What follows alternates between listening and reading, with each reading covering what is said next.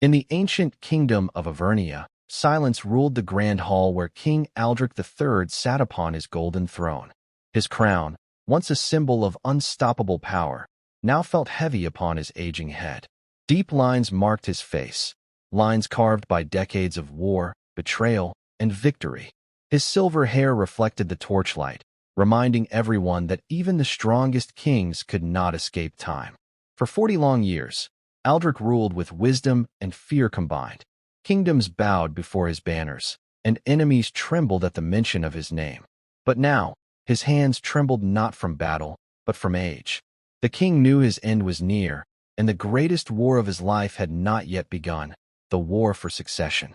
He looked around the empty hall, remembering voices that once filled it. Loyal generals, fallen queens, trusted advisors, most were gone. Only the crown remained. Aldrich understood a painful truth. A kingdom does not fall when a king dies. It falls when the wrong ruler rises. He had 3 heirs, each capable of greatness, each capable of destruction. The thought haunted him.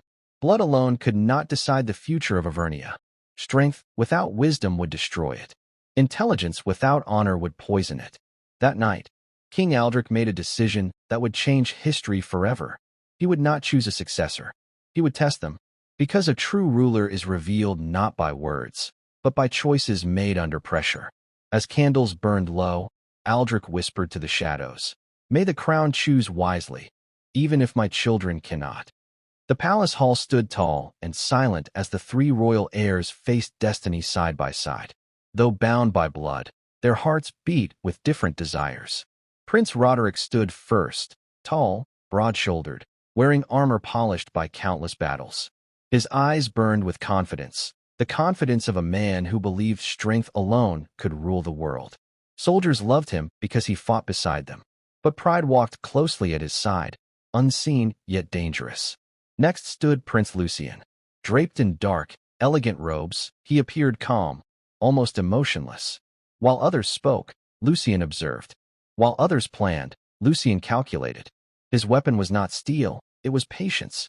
His silence unsettled even the bravest men in the room. And then there was Princess Alara. She stood with her head held high, wearing royal blue and gold. Her eyes held intelligence sharper than any blade. She had studied laws, people, and history while her brothers trained for war and politics. Yet many in the court dismissed her, blinded by tradition. The king watched them carefully. 3 paths stood before Avernia: force, manipulation, and justice. Only one could lead the kingdom into peace. None of them knew it yet, but the crown was already judging. Prince Roderick rode at the front of his army as snow fell upon the northern battlefield. His sword reflected firelight, and his voice echoed with commands filled with confidence. To him, war was simple: strike hard, strike fast, and victory would follow. The rebels had defied the crown, and Roderick was determined to crush them. He believed fear was the strongest ruler of all. His soldiers cheered his name, trusting his courage without question. But courage alone cannot replace caution. As night approached, warnings came from his generals, signs of a hidden ambush. Roderick dismissed them. He believed hesitation was weakness. The army marched forward, unaware that death waited in the darkness. The snow soon turned red. Steel clashed. Screams filled the night. Fire consumed tents. The rebels struck from all sides. Chaos swallowed order. Roderick fought like a lion, cutting through enemies, but victory felt hollow. When dawn came, thousands of his men lay dead. The battlefield was silent, except for the cries of the wounded. For the first time in his life, Prince Roderick felt fear, not of death, but of failure. Darkness fell like a curse upon the northern camp. Torches flickered violently as shadows moved between tents. Suddenly, war cries shattered the silence. The rebels attacked without mercy. Soldiers awoke to steel at their throats. Horses screamed. Fire spread like a living beast. Confusion ruled as command collapsed. This was no honorable battle. It was survival. Men fought blindly, unable to tell friend from foe. Blood soaked the frozen ground. Orders were lost in screams. The kingdom paid the price for arrogance. Above the chaos, the moon watched silently. When the ambush ended, nothing remained but ashes and regret. The crown had claimed its first lesson. Power without wisdom leads only to ruin. Far from the battlefield, Prince Lucien walked through marble halls filled with whispering nobles. His face remained calm, his smile measured.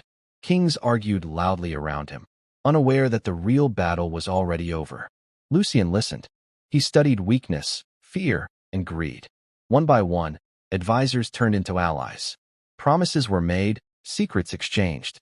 No blood was spilled, yet the victory was complete. When treaties were signed, Avernia gained land, gold, and influence. The Eastern kings praised Lucien as a genius peacemaker. But peace built on manipulation carries a hidden cost.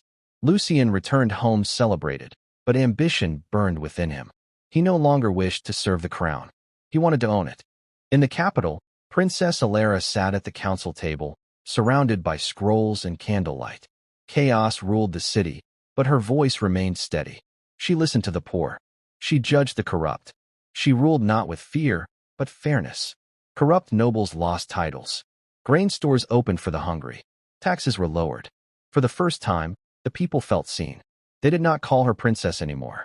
They whispered a new word, queen. The king lay still. Candles burned low.